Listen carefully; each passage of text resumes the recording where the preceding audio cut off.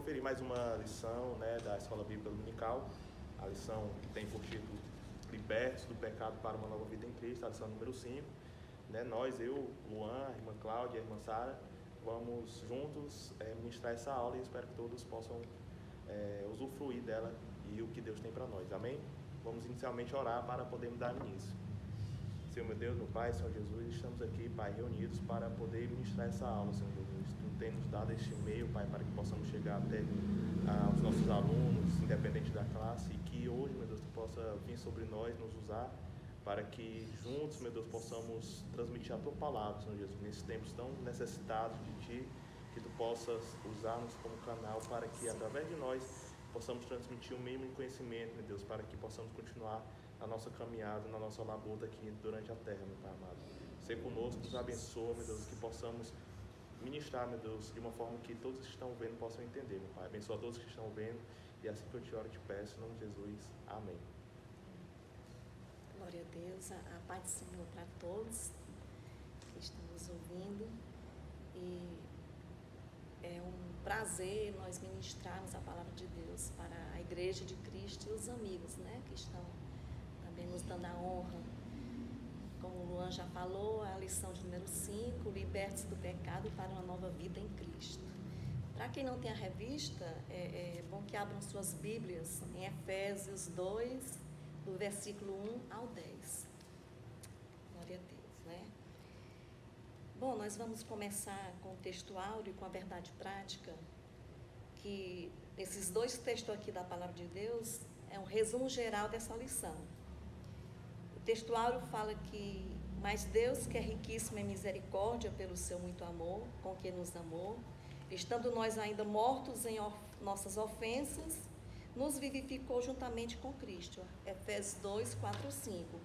E aqui nós podemos ver dois atributos comunicáveis de Deus. O que é atributo comunicáveis? É aquilo que Ele comunica, é aquilo que Ele nos presenteia, é aquilo que Ele nos dá. E aqui a gente pode ver a misericórdia e o amor de Deus, como dois atributos comunicáveis. E na verdade prática diz assim: por meio da maravilhosa graça divina, fomos libertos do pecado, perdoados e salvos da condenação. E ainda recebemos o direito à vida eterna. E aqui nós vemos mais um atributo da graça, mais um atributo comunicável de Deus, que é a graça. Então, aqui forma-se um conjunto, a misericórdia, o amor e a graça, um conjunto dos atributos comunicáveis de Deus que prepararam o plano da salvação, que nos foi oferecido gratuitamente. Que maravilha, né? Então, vamos dar início à nossa lição. A introdução. Eu queria que o Luan lesse. Amém. Vamos lá, a introdução. A presente seção da Epístola aos Efésios apresenta relevantes aspectos doutrinários da salvação. Nela, o apóstolo descreve a libertação dos pecados como um favor imerecido dado por Deus aos salvos, a fim de que eles desfrutassem de uma nova vida em Cristo. Glória a Deus. E aí nós vamos para a leitura bíblica em classe, porque essa introdução, ela fala exatamente dessa leitura bíblica em classe. Luan, pode ler. Efésios, quem não tem a Bíblia, capítulo 2, do versículo 1 ao 10. E diz assim: E vos vivificou, estando vós mortos em ofensas e pecados, em que noutro tempo andaste segundo o curso deste mundo, segundo o príncipe das potestades do ar, do espírito que agora opera nos filhos da desobediência, entre os quais todos nós também antes andávamos nos desejos da nossa carne, fazendo a vontade da carne e dos pensamentos, e éramos por natureza filhos da ira, como os outros também. Mas Deus, que é riquíssimo em misericórdia pelo seu muito amor com que nos amou, estando nós ainda mortos em nossas ofensas, nos vivificou juntamente com Cristo. Pela graça sois salvos, e nos ressuscitou juntamente com Ele, e nos fez assentar nos lugares celestiais em Cristo Jesus, para mostrar nos séculos vindouros as abundantes riquezas da sua graça, pela sua benignidade para conosco em Cristo Jesus. Porque pela graça sois salvos, por meio da fé, e isso não vem de vós, é dom de Deus, não vem das obras, para que ninguém se glorie, porque somos feitura sua, criados em Cristo Jesus para as boas obras, as quais Deus preparou para que andássemos nelas. Bom, agora a gente vai discorrer sobre esses versículos, né? O que me compete aqui nesse primeiro ponto é do versículo 1 até o 3. Aí nós vamos ver aqui a antiga natureza morta em ofensas e pecados. Aqui nós vamos falar da nossa antiga natureza, né? Do que estava em nós antes de nós confessarmos a Cristo como nosso Salvador. E que está naqueles que ainda não encontraram a Cristo, ainda não abriram o coração para que o Senhor Jesus fizesse morada neles, né? Então, no início da epístola, o apóstolo Paulo lembra que antes da regeneração, estávamos mortos em ofensas e pecados e éramos, por natureza, filhos da ira.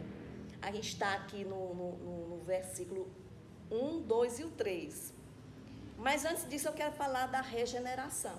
A regeneração é um dos aspectos da salvação, é a ação poderosa, criativa, decisiva e instantânea do Espírito Santo. Ou seja, ele recria a nossa natureza quando nós nos arrependemos, né?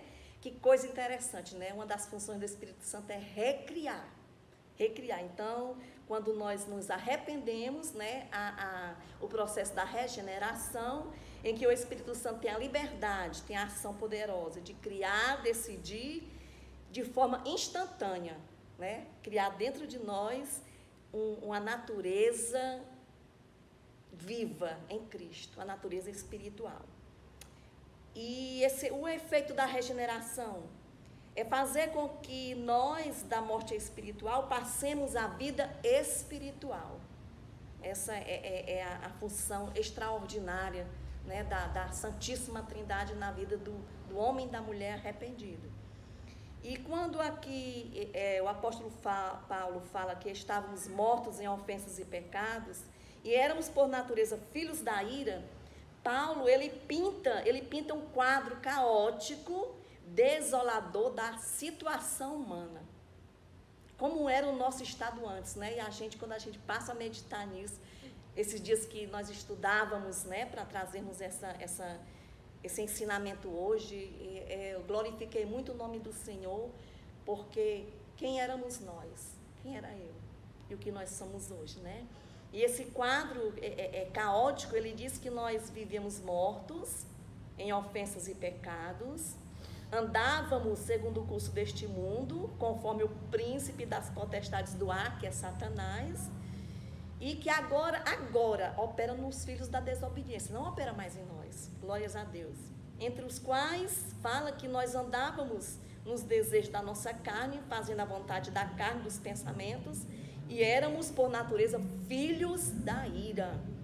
Glórias a Deus, aleluia, que o Senhor nos alcançou. Aleluia, Jesus. Então, essa era a nossa condição anterior. E esse foi o quadro caótico que Paulo pintou aqui. Mas por que Paulo trouxe esse quadro caótico? Para que, do versículo 4 até o 10, que é a aula que vai ser ministrada pelo Luan e pela Sara, ele vem colocar em destaque a resposta graciosa e misericordiosa de Deus ao homem.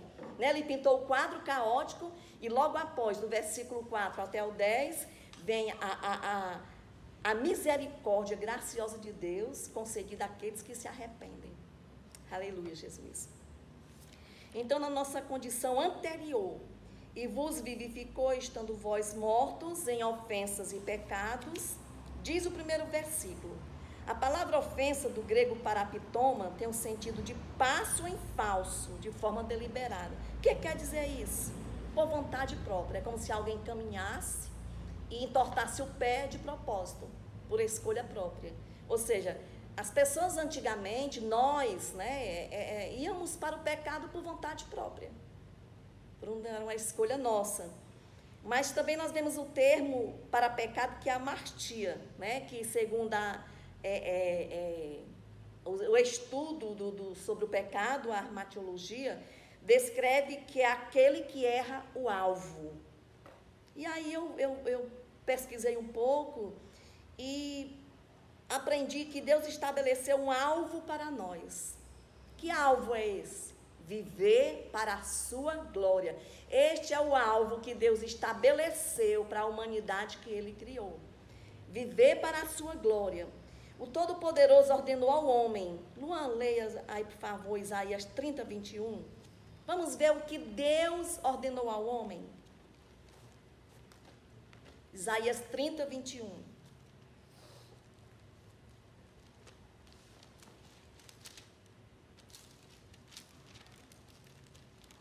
Isaías 30, 21. E os teus ouvidos ouvirão a palavra que está por detrás de ti, dizendo: este é o caminho, andai nele, sem vos desviardes nem para a direita, nem para a esquerda. A ordenança de Deus, né? O que Deus ordenou ao homem, né?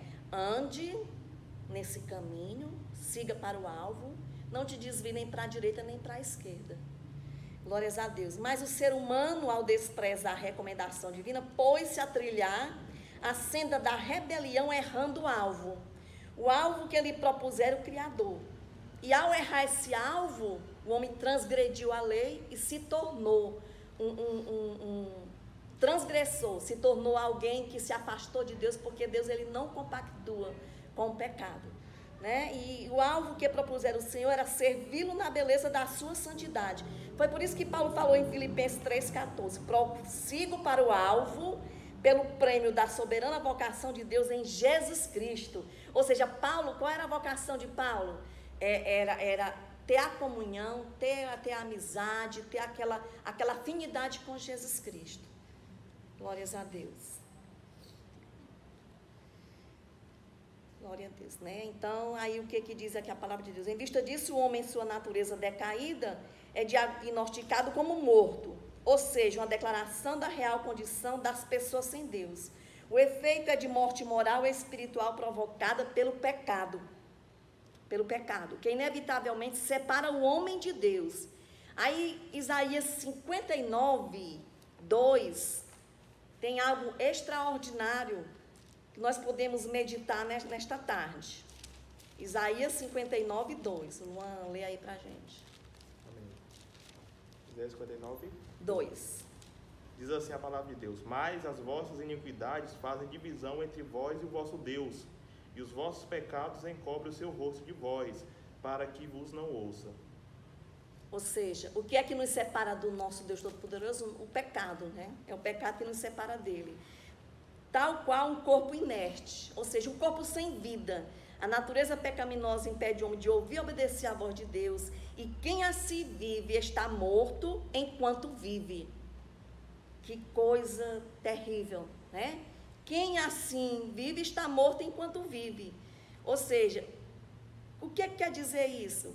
Que aquele que não tem Cristo, aquele que vive longe de Cristo, ele está vivo, mas está morto ao mesmo tempo.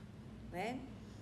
Aí eu fazendo um estudo, eu vi aqui algo tremendo que o servo de Deus lá escreveu. Ele disse que o pecado é a enxada que cavou as nossas sepulturas. Mas glórias a Deus, né? Que nós entendemos que somos pecadores e a palavra de Deus agora é que nos leva adiante na presença do Senhor. Glória a Deus. Então nós vamos ver agora as nossas ofensas e pecados, né? A má conduta em que no outro tempo andastes é descrita por Paulo por meio da metáfora do ato de andar. Refere às atitudes erradas adotadas na vida passada do salvo antes da regeneração, aquela regeneração que eu já falei aqui, né, o significado.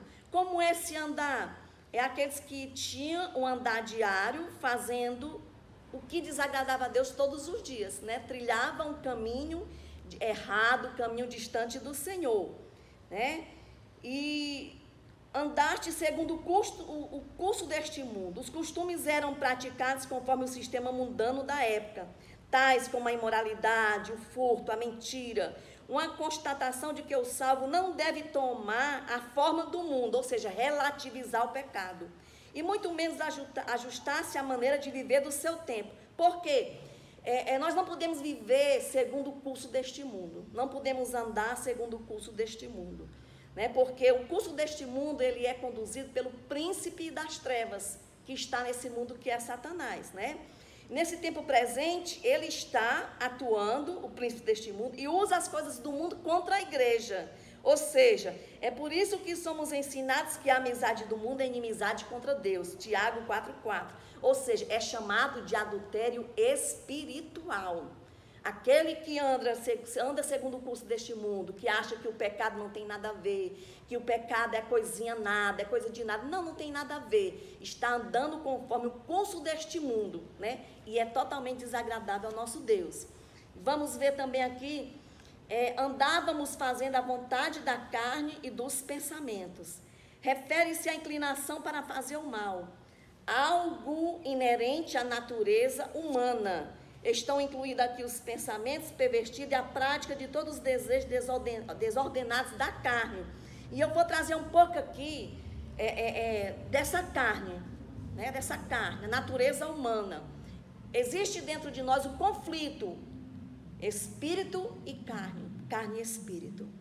Glórias a Deus. A obra de Cristo nos separou do pecado e gerou um conflito, uma luta em nós, e o maligno entre nós, e as portas do inferno entre nós e as hostes espirituais da maldade.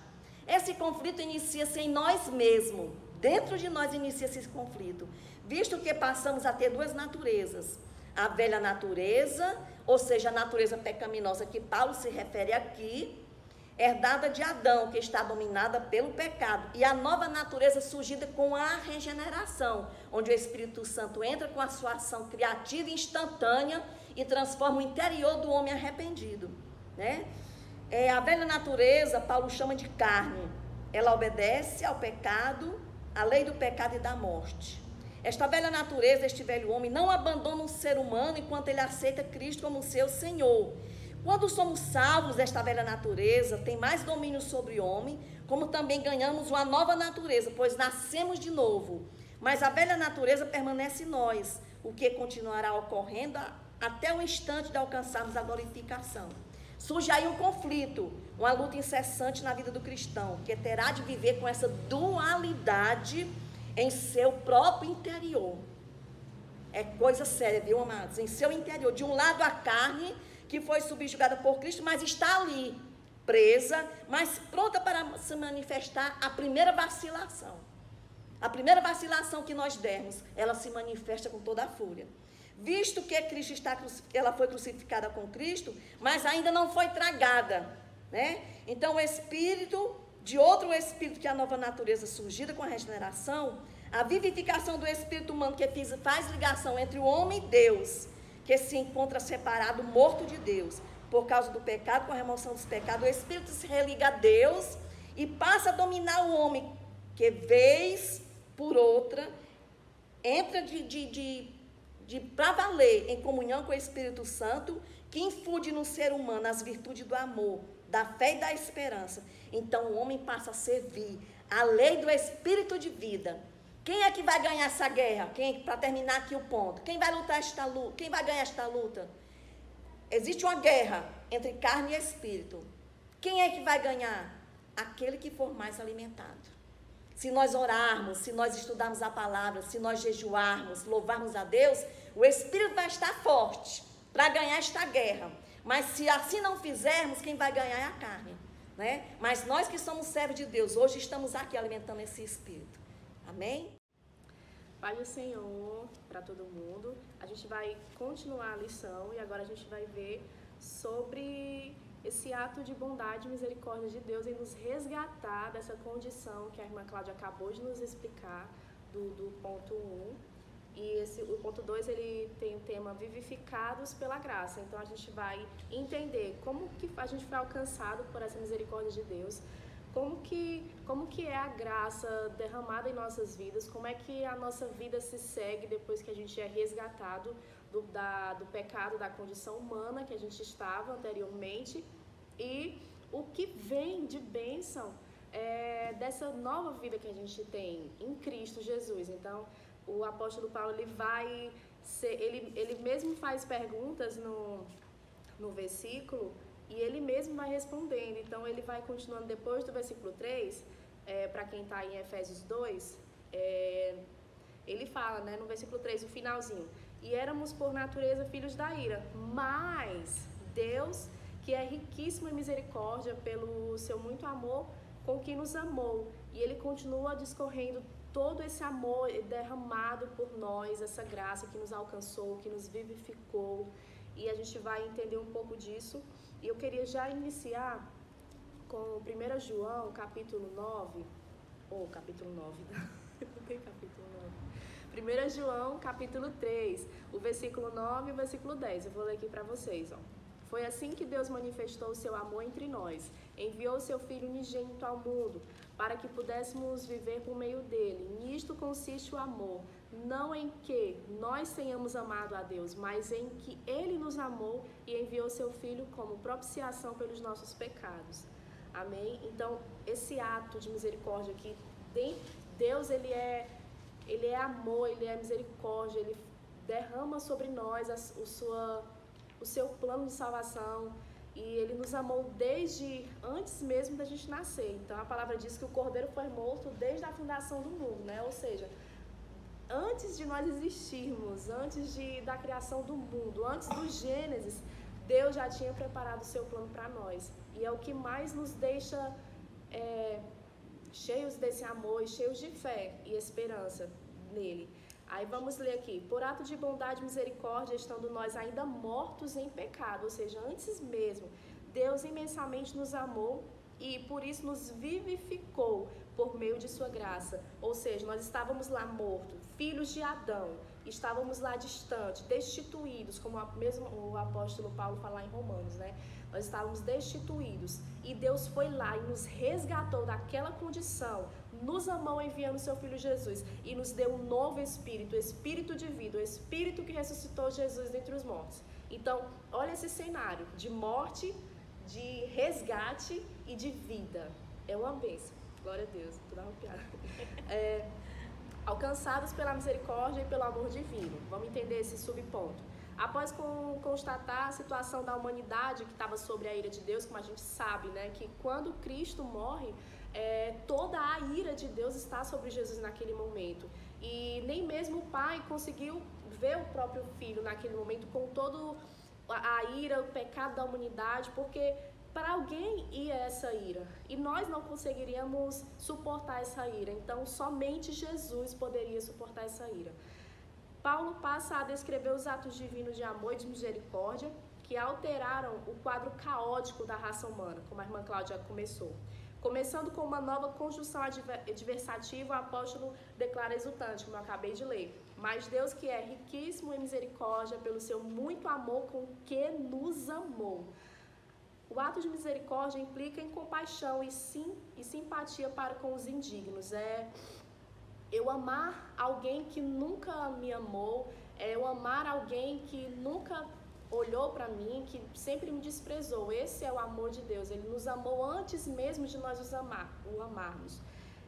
A carta aos Efésios ensina que, ao prover à humanidade um meio de escape da merecida ira, porque nós merecíamos, porque lá em Gênesis, quando Adão pecou, quando Eva pecou, nós merecíamos o castigo, mas, como diz lá no livro de Isaías, que fala sobre Jesus, Isaías 53, né?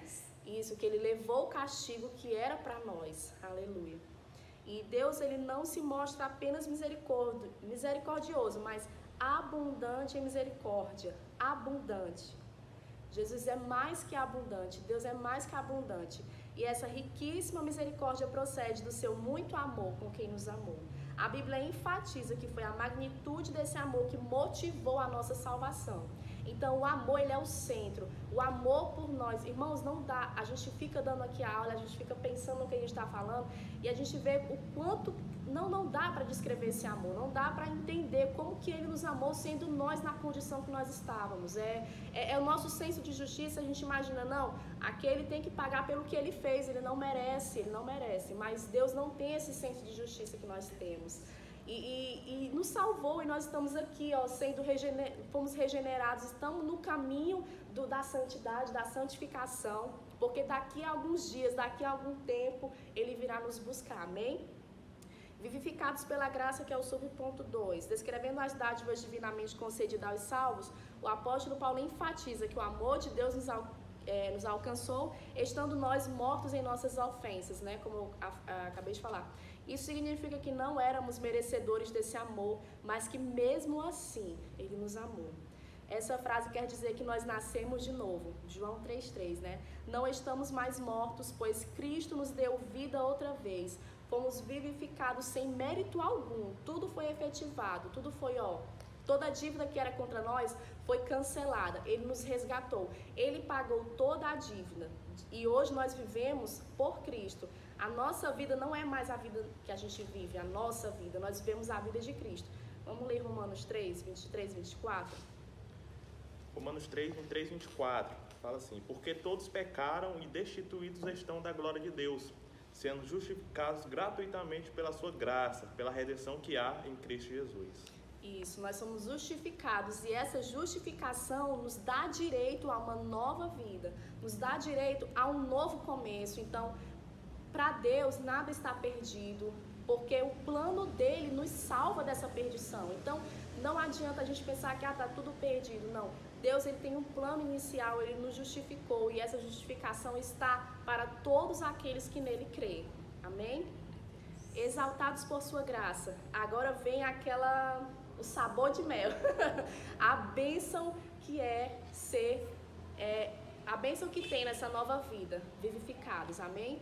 O apóstolo dos gentios ainda destaca que o poder de Deus nos ressuscitou juntamente com ele e nos fez assentar nos lugares celestiais em Cristo. Observe que a palavra juntamente indica que Deus concedeu ao homem os mesmos benefícios alcançados por Cristo. A ressurreição, a vida eterna e o galardão nos céus. Parando para pensar, e a gente até fica vislumbrado com isso, nós ressuscitamos com Cristo, porque como eu falei no início, o Espírito de vida que ressuscitou Cristo nos ressuscitará também. Ou seja, a morte significa vitória para a gente. A morte não é mais um motivo de tristeza. Por quê? Porque mediante a morte nós estaremos vivos para sempre com Ele. A vida eterna, que é desfrutar da glória de Deus, que se nós pararmos para pensar, a glória que será naquele dia, nós vamos passar a eternidade contemplando a glória de Deus e nós não iremos nos cansar. Imagine você contemplar algo e não se cansar, vai ser na eternidade. E o galardão dos céus, que é o prêmio e por aí vai, e é uma bênção. Então, desse modo, ratificamos que assim, ao conceder tais bênçãos aos homens, Deus mostrou as abundantes riquezas da graça, que a gente até viu na lição que ele fala sobre a iluminação espiritual do crente. Ele fala sobre as bênçãos que foram derramadas sobre nós, né, a partir da salvação. Então, desse modo, ratificamos que a salvação e seus privilégios são conferidos pela imensurável graça de Deus, o favor divino e merecido. Romanos 4, 7 e 8, Cláudia. 4, 7 e 8. Bem-aventurados aqueles cujas maldades são perdoadas e cujos pecados são cobertos. Bem-aventurado o homem a quem o Senhor não imputa o pecado. Pronto, esse homem somos nós. Esse homem somos nós, que Deus não imputa o pecado. Nós estaremos com ele para sempre. Enquanto nós vemos aqui, como a irmã Cláudia falou, a luta é grande, a luta é entre a carne e o espírito, mas se nós comermos dessa palavra, se nós exultarmos dentro dessa graça, é combustível para nós ficarmos firmes e buscarmos a sua presença, porque essas bênçãos derramadas sobre nós, que ele nos ressuscitou juntamente com ele, que nós estaremos assentados em lugares celestiais. E só quem entende isso, irmãos, é quem é espiritual, quem tem uma mente vivificada, quem não se conforma com este mundo, quem vive uma vida nova, amém? Então nós temos que buscar essa palavra, ser alcançados por esta palavra, para que em nós arda esse desejo de buscar a Deus, até Ele voltar, amém?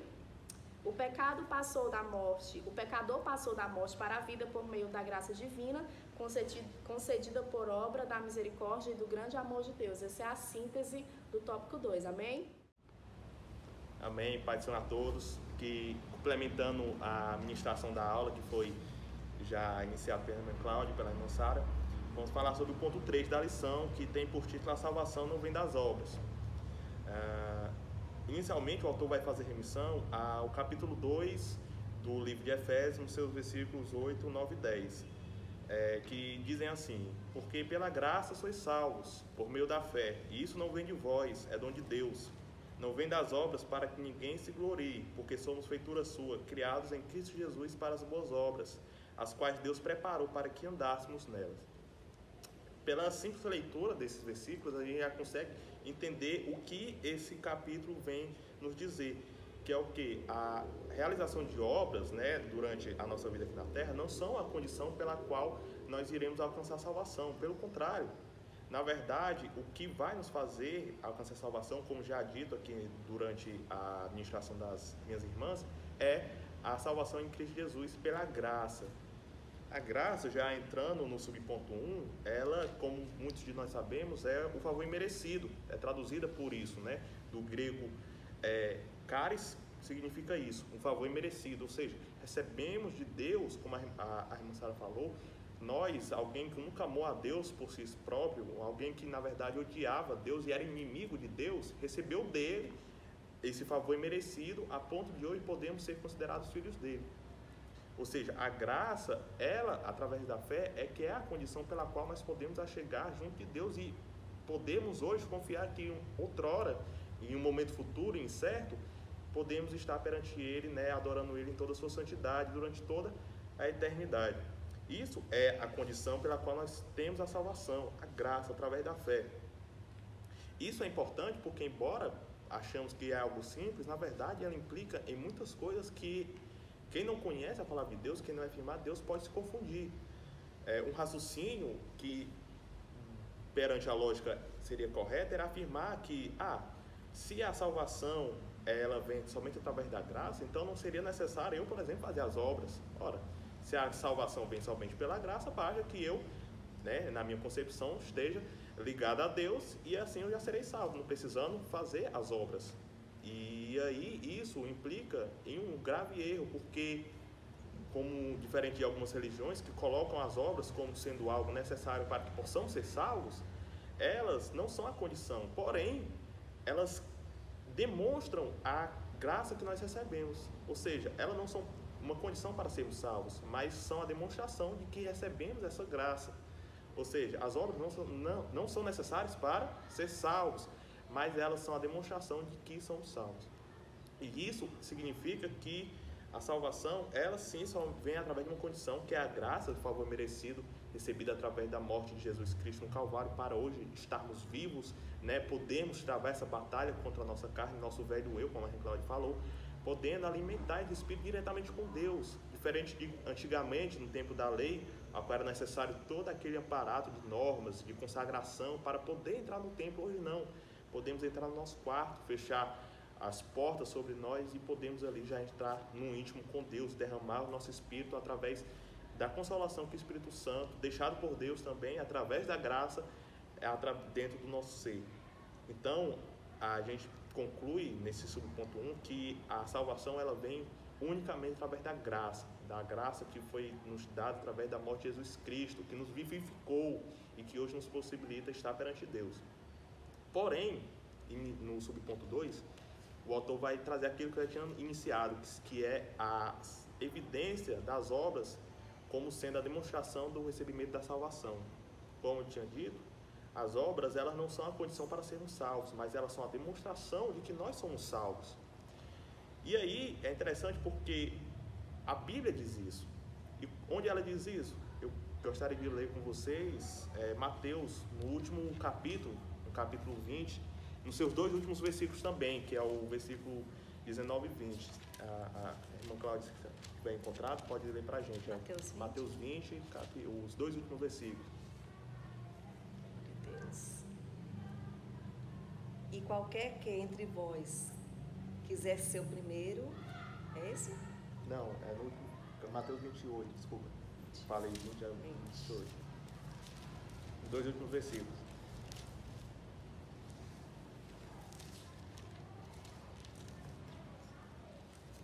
Mateus 28, diz assim: portanto, ide e ensinai todas as nações, batizando-as em nome do Pai, do Filho e do Espírito Santo, e ensinando-as a guardar todas as coisas que eu vos tenho mandado.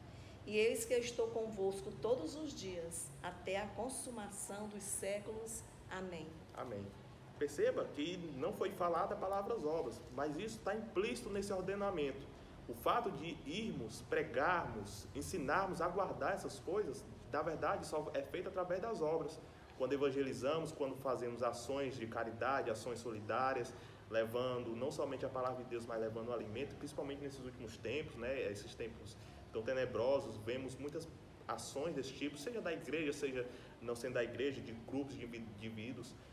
Essas ações são obras. E em relação às pessoas, nós, indivíduos da igreja, elas são a demonstração da salvação. Porque ali estamos não só levando o alimento físico, ou levando a ajuda financeira, mas estamos ali levando a ajuda que Deus envia para aqueles que Ele bem quer.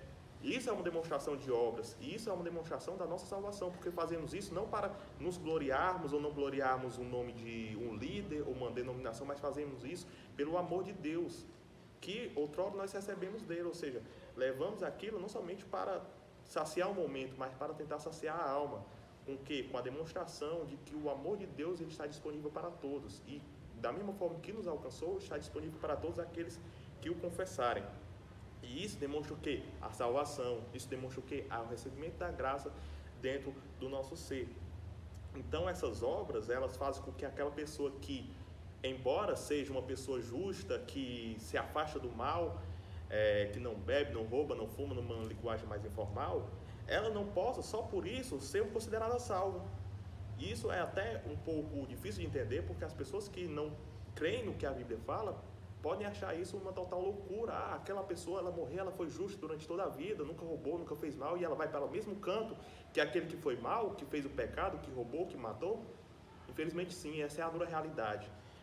E, embora difícil de entender, na verdade, isso é difícil pelo fato de que não temos a mente de Cristo, porque quando olhamos para quem nós éramos, inimigos de Deus, e pelo favor imerecido que nós recebemos, tudo faz sentido, porque não éramos dignos, não era por ser bom ou por não ser bom que poderíamos chegar perante de Deus e dizer: eu fui bom, me aceita no teu reino. Não é assim a realidade. A realidade é o quê? Pai, eu sou um pecador, não mereço, posso não ser o pior, mas eu sou, e somente estou aqui pela tua graça, pela confissão que teu Filho, Jesus Cristo, é o meu Salvador, e hoje, através dele, eu posso então receber o dom de Deus, que é a graça. Então, as obras, elas são a demonstração e não a condição pela qual somos salvos. Então, para concluir, eu queria só ler a conclusão que exemplifica tudo que nós ministramos hoje, que fala que antes da regeneração éramos filhos da ira, como a irmã Cláudia falou, e condenados à perdição eterna, naquele cenário que o apóstolo Paulo nos desenhou. Porém, por ato do amor divino, por meio de sua maravilhosa graça, nos tornamos filhos por adoção. E essa gloriosa salvação nos foi concebida independentemente das nossas obras.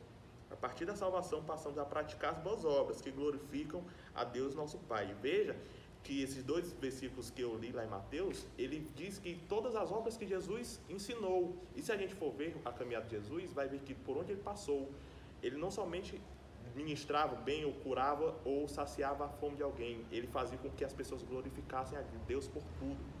Então, essa é as boas obras, não somente para que nós sejamos vistos pela sociedade, mas para que Deus seja engrandecido através das nossas obras. E então, possamos ser reconhecidos como verdadeiros salvos, merecedores, não merecedores da graça, mas ainda assim, recebedores de tão imerecido favor que Deus nos deu. Que Deus abençoe a todos nós, em nome de Jesus. Amém. Bom, nós louvamos a Deus por esse momento tão importante, né, de estarmos ministrando a palavra de Deus.